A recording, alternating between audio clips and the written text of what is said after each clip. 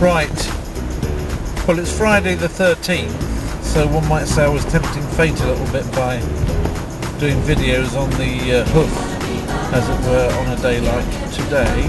But it's lovely weather, and I'm on the National Route 1 in Poland, also known as the Krajowa Jedynka. Krajowa Jedynka. In England, of course, you would say don't cry over Jedynka, just extend it. But that's another story. Anyway, here we are on the Krajowa Jedynka, travelling south, and we're just coming into the area known as Chelmno, which means we are going to pass over the Vistula River, which is probably worth a bit of filming. See what it looks like from this bridge. There's some nice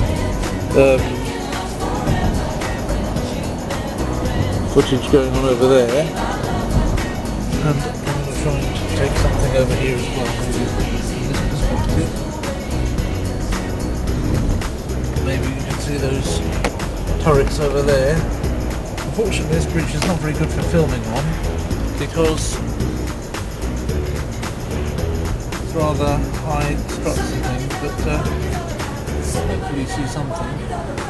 You see the surrounding area.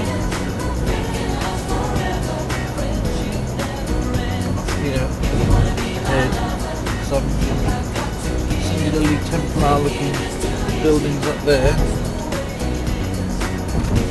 Rather, and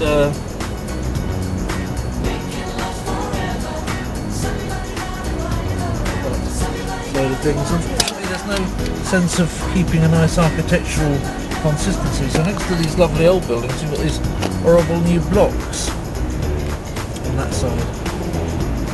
So that's Chelmno, stuck up on the hill looking over the floodplain of the Vistula. Probably some very nice views from those flats up there, and the ubiquitous mistletoe on the trees. Right, so we've got a nice looking building up there, it'll be assigned to Wabrzezno and Chelmno. It's quite nice architecture. Filming while I'm driving again, bad habit.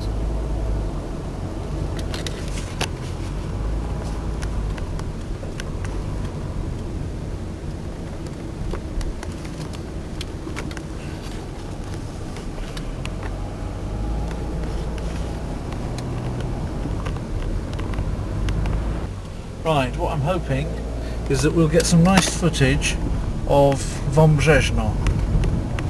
There's the lake on that side, and what's quite nice about this is 750 years old, or slightly more than that, because that 750 years old notice was put up several years ago, but it's medieval in any event. And whilst most of these buildings aren't actually medieval themselves, you can see the layout is very much of that of an old medieval city. See, there's hardly any space through which this road can travel. I've got to go around the outside of this market square. We've got an old church there.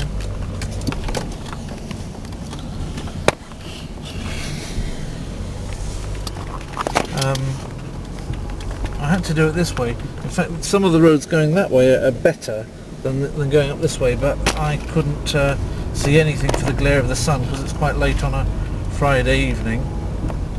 I couldn't see anything for the glare of the sun coming down that way.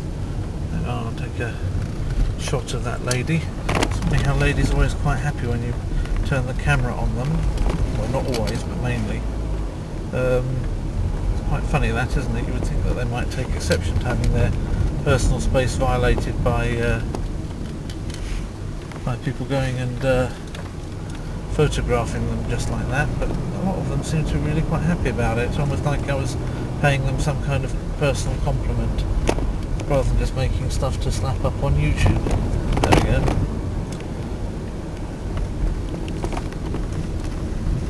We've got Grujon's one way, Ripin the other way. And obviously we need to go to Ripin and Golub Dob, which is short for Go To Wąbrzeźno, which we've seen another film of somewhere else around here. Some nice old stuccateria or whatever you call it, nice old decorations on that. That's quite a nice house, isn't it, you have to admit. I mean, a place like that's still going to be very undervalued on this market. If you wanted to spend the rest of your days retired in an elegant house, thousands of miles away from your friends, then this is the place to come.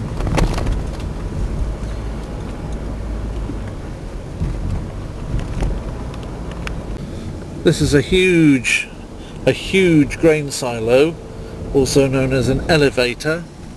In English, an elevator is like a lift that takes you up a building, whereas in Polish, an elevator is something that you keep your cornflakes in until they get taken to the cornflake factory. And here on the other side of this is another reminder that this city and all that's inside of it, including the elevator, is 750 years old. I mean, maybe some people would say to me, why do you take so many films in this particular area of Poland? Why is it that you've taken a lot of northern central Poland, sort of Ziemia Dobrzyńska films? Why have you filmed Wabrzezno? Why have you just now? Why did you film Go To Wąbrzeźno before? Why did you film Grudziądz? Why did you film Świecie? Why do you film this area a lot? There's some nice wetland down there. You can see it. And I think that one of the reasons why it's worth filming, I mean, this is something that very few people from outside Poland would go to, because it's, on the one hand, it's not particularly touristy as far as infrastructure is concerned. Yes, it's got some interesting history. Yes, it's got some things worth seeing, but there's no tourist infrastructure for this. The only reason why anybody would come through here is if they were on their way to work at something, like I do. But if you were to say to somebody, well, what is Poland? How do you sum up the things which are in Poland? How would you sort of like give me a typical area of Poland just to show the essence of it? Now, I think that this area around here would be as good as any to really just sum up what Poland actually means, what typifies Poland.